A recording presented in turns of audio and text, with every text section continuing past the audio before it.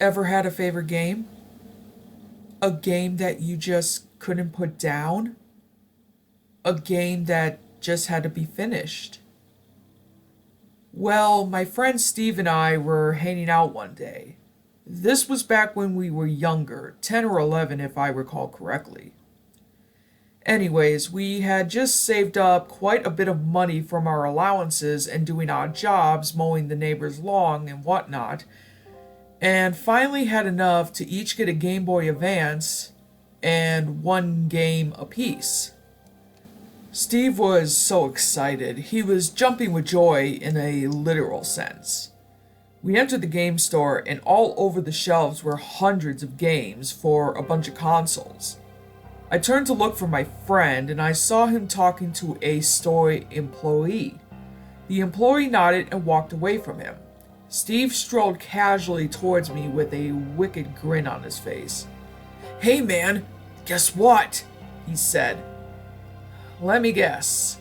They don't have any Pokemon games," I responded, slightly bummed. "Actually, they only had one game left," he said in an eager tone. "Here's what I'm thinking. We pool our money together, and I'll borrow the game for a week, and then you can borrow the game."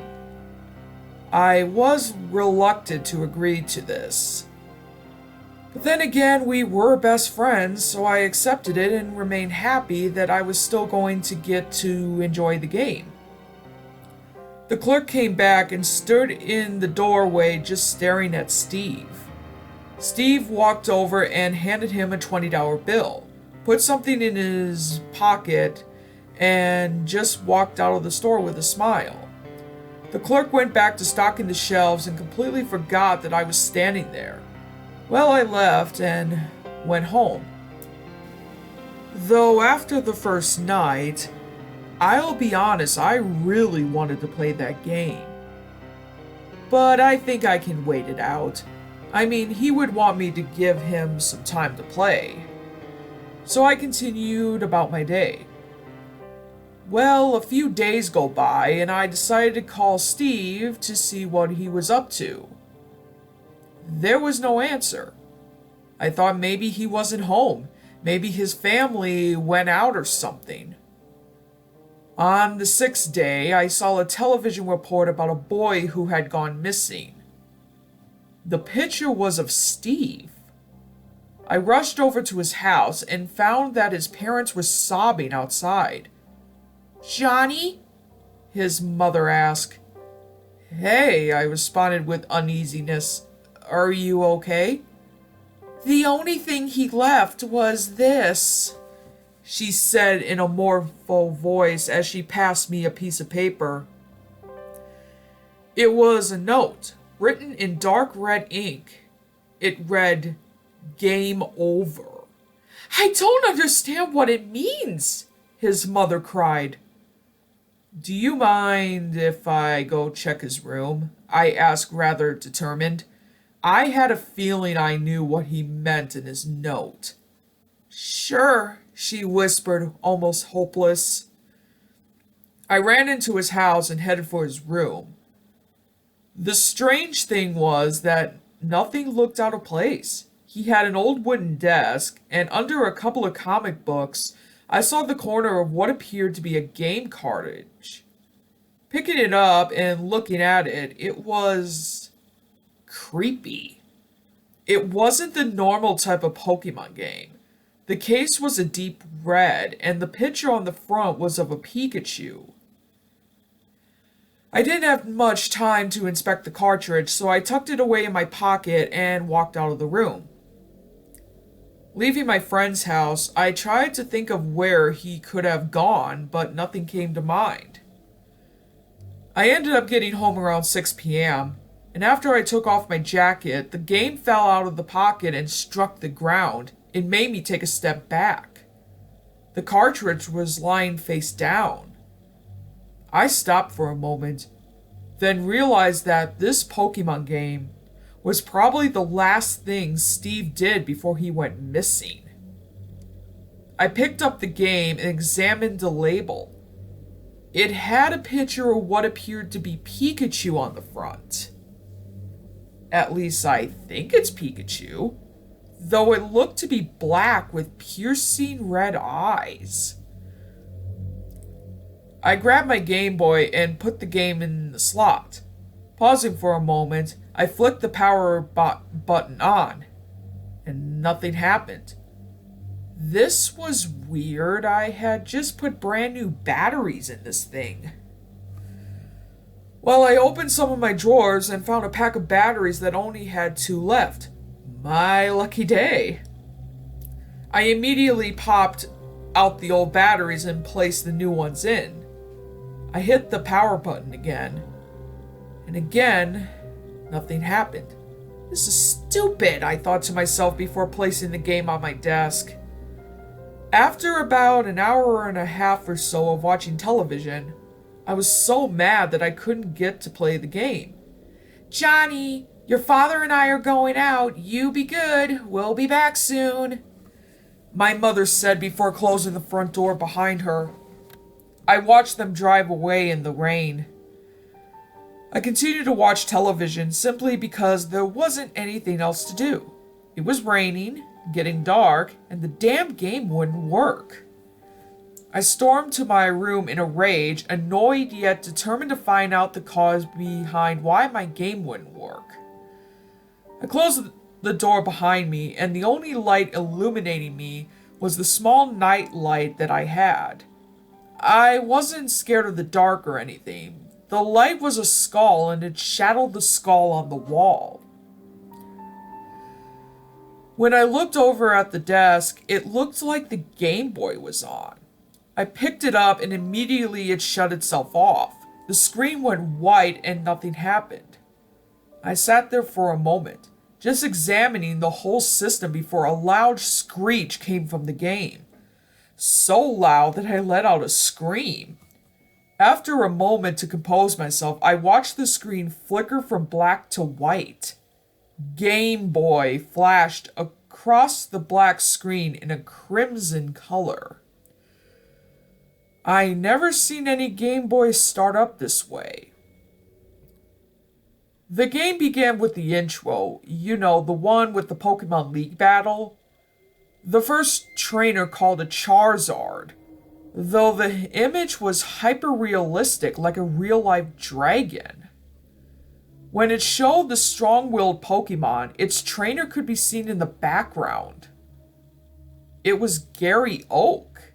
He looked to be crying, constantly weeping, not paying any attention to the Charizard that he had just called. Then the screen flickered. A shadowy figure was standing on a platform looking towards Gary. The only way I knew it was a person was the thin gray outline of his body. The opponent flew a black Pokeball in front of the fire dragon. A Squirtle appeared. This Squirtle, however, had a black turtle shell with what appeared to be gashes in it. It also had those sunglasses from the television show. "Squirtle, you sludge." It struck Charizard's tail. It was super effective. "Charizard has died." Then the screen flickered once more. The original Pokemon logo appeared, and the words Blood Edition in red appeared underneath before the menu screen popped up. How was this a kid's game? I wondered, but for some reason I just sat there staring at the menu screen. There was only one option to select. It was continue. I tapped A and the save file popped up. There was only one file. A trainer with 6 Pokemon, and the time played was 99 hours, 99 minutes, and 99 seconds. But the strangest thing about this file was the trainer's name. It wasn't Ash, or Red, or even Steve. The name was Johnny. That's my name. Hesitantly, I tapped A and selected the file. The game screeched once more. Then an image of my sprite was shown, standing on the edge of a virtual cliff. Before making any moves, I checked the stats of my character. I actually had a pretty solid group. It pretty much mimicked Ash's team. Bulbasaur, Charmander, Squirtle, Butterfree, Pidgeotto, and the last Pokeball was blacked out. I just assumed the Pokemon had fainted and was unusable. Well, that, and because the other Pokemon had very low health, pretty much 10 HP apiece. I checked my character stats, and where the image of my sprite was supposed to be was just a blacked out image. I shrugged it off and closed out and began to walk. I was on what appeared to be a cliff of Mount Moon. There was something wrong. It looked like bones were scattered all around my sprite. I walked to what appeared to be a cave entrance in the mountain. Upon walking into the darkness, my sprite was knocked back to the cliff and a sprite resembling Professor Oak walked out. I walked up to him and tapped A. Though when I did, his dialogue box came up. "Oh, Gary, why didn't you listen to me? You were the best, but you were too stubborn." The professor had stopped at the far end of the cliff. I slowly walked over to him and once more tapped A. Only a Pokemon Master can control them. His sprite said before walking off the cliff. The game then flickered as if reacting to something hitting the ground. Then a high-pitched screechy noise played. Did I just watch a person committed suicide? I thought. I swallowed my fear and headed back to the entrance of the cave. I entered and it was pitch black all around me. My sprite continued into the darkness. I was just trying to get out of this mountain. As I walked, a dialogue box came up. Boy, it sure is dark in here. The battle music instantly started playing. I was startled for a moment. The dialogue box returned. Surrender now or prepare to fight. My opponent appeared to be James from Team Rocket, but he looked incredibly sad, and on top of that, he was all by himself. Trainer James sent out wheezing. Jessie didn't listen. She was too stubborn. After seeing the wheezing, I had noticed that its HP was at 5, and the image of the Pokemon was completely blacked out, aside from its eyes and the white X on its body. I chose Charmander. Wheezing used suffocation. Wheezing has died. Charmander has died. What the hell? I've never heard of a Pokemon technique called that before. I wasn't too mad though. I had 4 more usable Pokemon left and James only had the 1. After our battle, the sprite of James just sat there in the same spot as before. I tapped A and his dialogue box flickered. Only a Pokemon Master can control them. His sprite then fell over on the shadowy ground of the mountain. Team Rocket trainer James has died. At this point, 2 people had died. I was terrified. I really didn't feel like playing anymore. This game was making me sick. I checked my inventory. I only had a single revive. And when I tried to select it, I simply got a response that it's too soon to use this now. So I pressed on. There has to be a reason why this file was left at Mount Moon. Boy, it sure is dark in here. I came across a ladder, extending it to the top level of the mountain cave. It was a bit more visible than the lower levels. The area was lined with gravestones, almost like Lavender Town. A sprite facing away from me was standing before a gravestone. He was crying. "Why did he take my best friend?" the sprite asked. The battle music started playing and my opponent appeared. It was a depiction of Ash, though he looked savagely beaten. His eyes were missing, and so was chunks of his flesh. Trainer Ash chooses Haunter. I decided to choose Squirtle. This Haunter was strange. It appeared to be white instead of the normal black. The Haunter had only 5 HP. Haunter used Fear. The screen flickered a couple of times and a painful cry echoed from the speakers. When the screen returned, it was completely black. Squirtle has died. The game prompted me to choose another Pokemon. Well, I had no psychic Pokemon to battle a ghost, so I figured this is the ending of the game. I chose Butterfree. Butterfree is too scared to move. Haunter used Torment. Once again, the screen flickered and the sound of unrelenting pain shrieked through the speakers. Butterfree has died. I began to feel sad. All of these Pokemon are just dying and I can't stop it. Haunter has run away.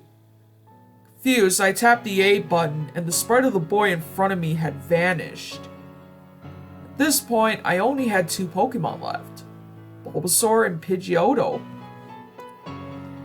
The only way out of this horrific place seemed to be a ladder in the corner of the room. There was a signpost next to the ladder. It read, "Only a Pokemon Master can control them." I climbed the ladder, and I was on what appeared to be the peak of the mountain. The snow was heavy, and the screen was dimly lit. After a few steps, my sprite collapsed. "It's hard to breathe up here." The screen flickered once more, and I could have sworn that I saw a skull flash across the screen. When the game returned to normal, there was a sprite standing directly in front of me. It was a shadow. The shadow said one thing, and only one thing. I am a Pokemon Master. The screen began flashing red and black with the twisted version of the battle music playing. The shadow chose Squirtle, though this Pokemon looked different. The shell was black and it was wearing the blackened sunglasses. But the strangest thing about this Pokemon was its skin. It wasn't its usual aqua blue, the skin was red and looked to be dripping with blood. A Squirtle is still a Squirtle, I thought to myself, and I selected Bulbasaur. Bulbasaur used Vine Whip. The master laughed at my attempts to overcome his little water Pokemon. Squirtle used Acid. I could still hear the screams of my Bulbasaur. The image of my Pokemon was replaced by a rotten corpse that had been eaten away to the bone. Bulbasaur has died. Fearful of sending out my final Pokemon, reluctantly I selected Pidgeotto. The Pokemon Master chose Charizard as his final Pokemon. I knew it was only a matter of time before I lost the game. His Charizard had black skin, with patches of red. It was missing half of its wing. What scared me the most was its eyes. It didn't have any, just black sockets. Pidgeotto used Wing Attack. Charizard was unaffected. Charizard used Flamethrower. My Pidgeotto fell from the sky and was burning alive. Its cries of pain run out my whole house. The game grew silent. I had lost. But why was that shadow trainer still on the screen? The dialogue box appeared. Are you a Pokemon Master? An option appeared. No, And yes, I paused for a moment. This probably had to be the worst choice in my entire life. I just stared at the options, but I lost. A Pokemon Master wouldn't lose. Then I began to wonder, maybe this was a second chance. I selected yes. An eerie sound began to play. It was twisted. My inventory opened and the revive was selected. I chose to revive the unknown Pokemon I had from the beginning. I finally knew what my sixth Pokemon was. It was a Pikachu, the electric mouse Pokemon. This little Pokemon was the only thing standing between me and pure terror. Finally, a battle of masters. As the trainer spoke, I felt a chill run down my spine. Then he sent out his final Pokemon. It too was a Pikachu, though his looked grotesque. The tail had bite marks, its body looked to be rotting away. Its eyes were lifeless and white. It was staring at me. Not just me in the game, but it was staring at me as I was focused on the screen. Pikachu used shock. The screen suddenly went black, and so did my nightlight. I was too scared to move. All I could do was stare blankly at the screen. The screen flickered, then I saw my Pikachu, though it looked to be badly beaten, and it only had 1 HP left. His Pikachu, however, was holding an evil warped Pokeball. Pikachu used Shadow Ball. Mine was swallowed up completely. As the ball rocked back and forth, shrieks of pain and fear resonated through my speakers. You are not a Pokemon Master, the shadow said. Then the game turned off. Well, the years have passed, and I haven't really told anyone about this game. Well, except for my psychiatrist. And I had completely forgot about it all until my son told me he was going to be a Pokemon Master. Just like Steve. I corrected him. You mean Ash, right? He shook his head. No, I mean Steve. And then he walked back to his room with a smile.